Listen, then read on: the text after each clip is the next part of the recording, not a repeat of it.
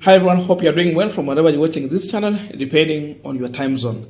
Now, William Ruto is on a 3-day tour of the Gooseland, and as we are speaking now, he is in Kisii County. If you check those people who have accompanied Ruto to Kisii, all of them are talking against mass action that is happening in this country. So Ruto has gone there to launch several projects, including even affordable housing, and it is something we are going to talk about it again.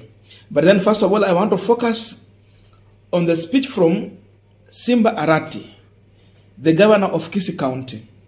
In as much everyone is talking about Kenyans to avoid going into mass action, Simba Arati found himself in a tight situation whereby you are in an event organized by UDA, and because of politics, you had to attend. And that in that event, if you go against what people anticipate to have, because they have been mobilized and to some extent even paid, you know, it can be very easy for people to start booing at you. So Simba Arati was very careful to respond to the issue of maandamano. And he went further in his own wisdom to remind William Samoei Ruto that at one point he was in ODM party. And that was in 2007 general election, whereby ODM was protesting on the result. They never agreed with the result. And the most hardliner in the ODM team, it was not Raila Odinga, not Mudavadi. It was William Samoei Ruto. Because these were the three top people there.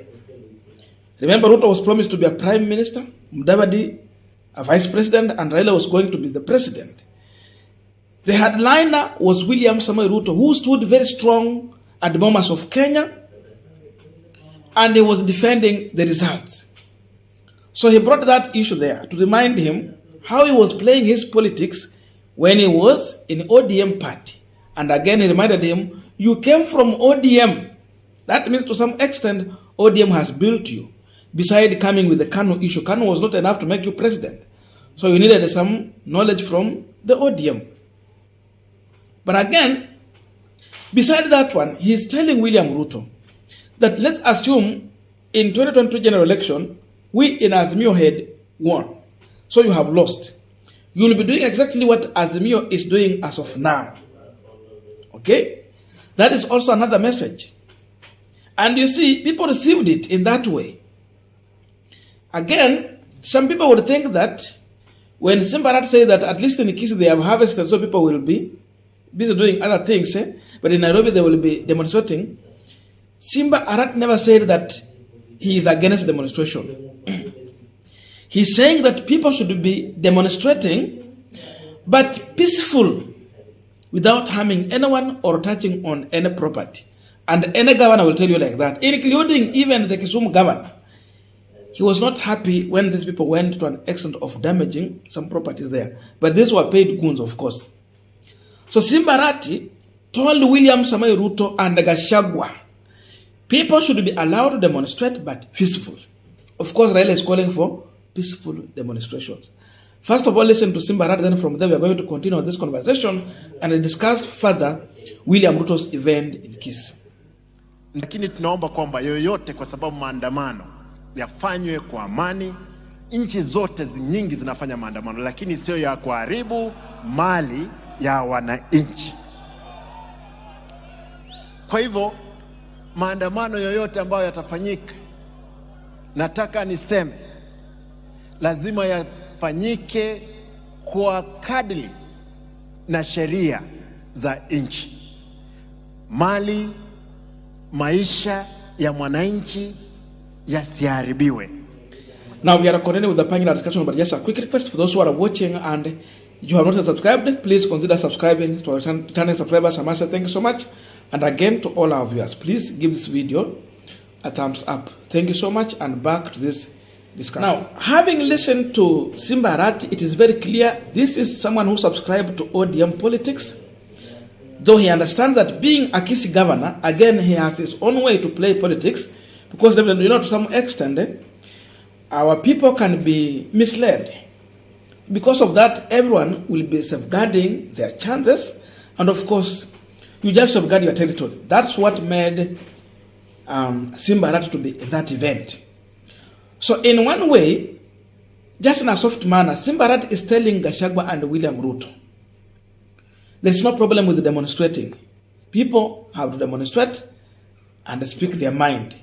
Ruto is telling Raila Odinga to focus on 2027 general election and forget about 2022. Just look at that. So it means they want to divert Raila Amolo Odinga's position as far as the many issues he has mentioned, from new IBC, opening servers, then cost of living. Sasa hata sisi tutangoja cost of living mpaka 2027 jameni. It does not make sense. That's why Simba Arati, he's telling the president so that he will not look like he is in UDA. You can see an ODM governor speaking in a UDA event, but so softly. But the message was clear. Now, going further on William Ruto's event in Kisii, Ruto has gone there to launch project. It is affordable housing project. And if you look on how the way William Ruto is doing this launching of project, he comes out the way more used to do things in this country, which make Kenyans to have that perception that development is coming from the president. Okay? But in real sense, development is not coming from the president. So Ruto want to have that perception. You go and launch those projects, affordable housing. So people will ask you, we need this one, we need this one. What Ruto is doing is small thing that should be launched just by a governor in Kisii County. Because development should come to every county. We are a country that is paying taxes. So once you are paying taxes, you have a right to get development. And you have to demand for your rightful development in the very government that you are paying your taxes. That's why Raila Odinga was saying, no development, no tax. So you also have a right to threaten a government that is not giving development to you as long as you pay taxes. So in a country where you as a citizen, you are paying taxes, you have a right to food. The government should provide food when there is no food. Labda kuna kiangazi ama nini hamkupanda, you must be provided with food. Good welfare as far as healthcare is concerned. The government that is taking your taxes, you have a right to healthcare. So it's not a favor. Education. Government must provide education at your doorstep. That's why we have schools next to us. And look at Kenya. Mwai Kibaki was taking us in the right direction, where he was subsidizing education. Now, when Uhuru came in, it was supposed to be fully free. But look now, Ruto is taking us back into time when now we need to pay school fees, even in the primary school. Ilikuwa tu ununue uniform na mtoto aende shule, atapata vitabu huko, atasoma huko. Naishia hapo na kalamu. We are not there. So government should provide you with good roads, water, electricity, affordable housing, and the welfare of the elderly and less fortune in our society. Elder saizi hata hiyo pesa haiko. Baba alikuwa anasema pesa ya wazee iko hapo. Ndio maana Raila alikuwa anasema 6,000. Siku hizi anasema nguruwe 6. 6,000 to families zenye hazijiwezi. It is the work of the government to do that. So it is your right to demand from government. But Ruto want to look like he's the one just bringing, like it's an offer is bringing to you. It's not a privilege. This is your right. And that's why the government will always come and take census. What is the work of census? To plan for the people who are giving taxes. This one should sink deeper. Like you see, he's in Kisii. So the Kisii feel like, the president is here, so he has brought us development. So it's like he's bringing from his house. Sasa state house kumekaa ni kama ni huo ni ushuru wako na ni haki yako upate maendeleo. Ruto should not take us to Moi era. We are above that age. We are in a different situation. We have devolution here with us, and people should just understand it is their right to get development. And the issue of affordable housing is not new, because in 60s and 70s, city council used to build houses, and of course, the latest one was Annex, Buruburu Annex. Then since from there, I think private, that's what private sector took from there.